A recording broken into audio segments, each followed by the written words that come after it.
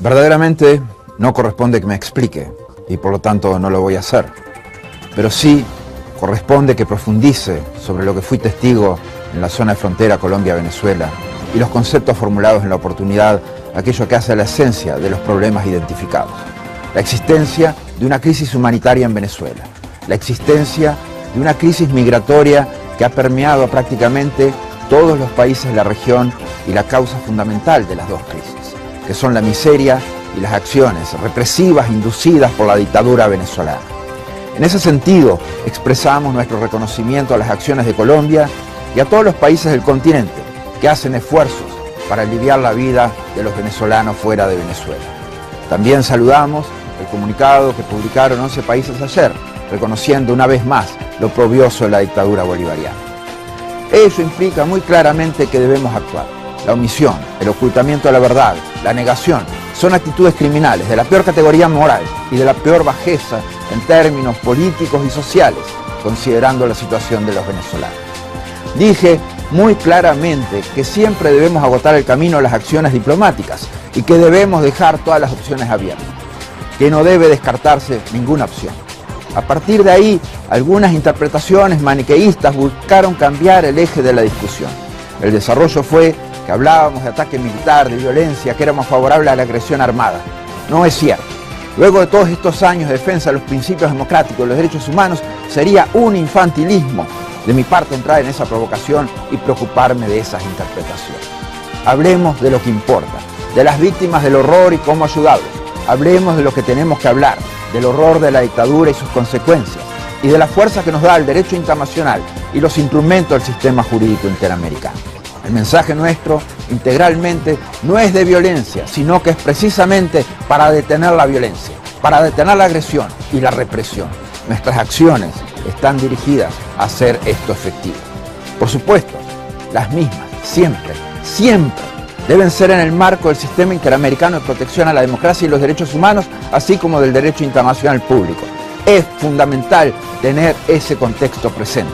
No puede ser de otra manera, que a nadie se le ocurra sacarme de ahí. Todos los países son conscientes del desastre humanitario que vive Venezuela. Todos, en mayor o menor medida, han ofrecido ayuda humanitaria. Todos hemos ofrecido cuanto está a nuestro alcance en materia de medicinas y alimentos para paliar esta grave situación. Todos hemos sido rechazados por un régimen dictatorial que es tan inmoral que por primera vez en la historia un país en crisis humanitaria rechaza la ayuda con la que se puede salvar a su pueblo del sufrimiento y de la muerte. Debemos eliminar la opción de brindar asistencia humanitaria al pueblo venezolano porque el régimen se niega a recibirla. ¿Es eso ajustado al derecho y a la ética? ¿Es ajustado al derecho y a la ética negarle al pueblo venezolano diálisis, fórmulas para bebés, anticonvulsivos, vacunas, comida, cuando el sufrimiento y la muerte hoy alcanzan a millones? Aceptar la negativa de la dictadura de recibir la esencial ayuda humanitaria para el pueblo venezolano no es cumplir el derecho internacional humanitario, es violarlo. Nos denunciaron casos de personas a las que no se le hacía el tratamiento de quimioterapia por no tener el carnet de la patria. Un nefrólogo decía que se sentía cómplice por los pacientes que morían por falta de diálisis, por no decir, por no hacer. Somos más cómplices que cualquier nefrólogo por nuestra inacción, por no abandonar nuestra zona de confort. Podemos sumar nuestra complicidad diciendo que nos preocupa y que hemos condenado y que hemos ofrecido ayuda. Negárselas porque la dictadura se las niega es infame. En esta clase de indiferencia, la que hace a las dictaduras perennes. Por supuesto que debemos actuar conforme al derecho internacional y al sistema interamericano. Así lo estamos haciendo cuando presentamos los testimonios y denuncias de crímenes de lesa humanidad ante la Corte Penal Internacional. También hemos denunciado la corrupción y la vinculación del régimen venezolano al narcotráfico. La ejecutoriedad de las penas o sanciones que se impongan sobre estas tipificaciones es fundamental. Es contrario al derecho, al sistema interamericano y al derecho internacional no exigirlas ante estos crímenes. Por eso, esta opción también debe estar abierta. Por supuesto que también podemos mirar a través de nuestras declaraciones el resto de nuestras vidas mientras esto está pasando.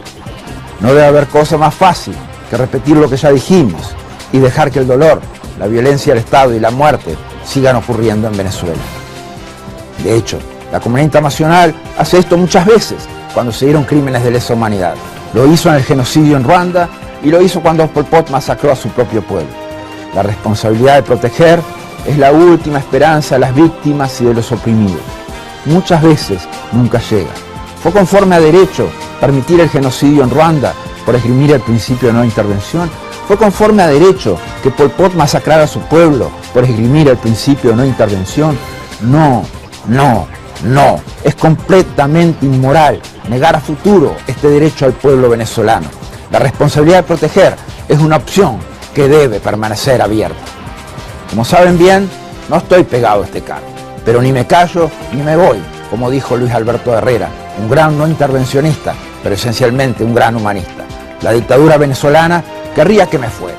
La dictadura venezolana querría que me callara. Sus cómplices también.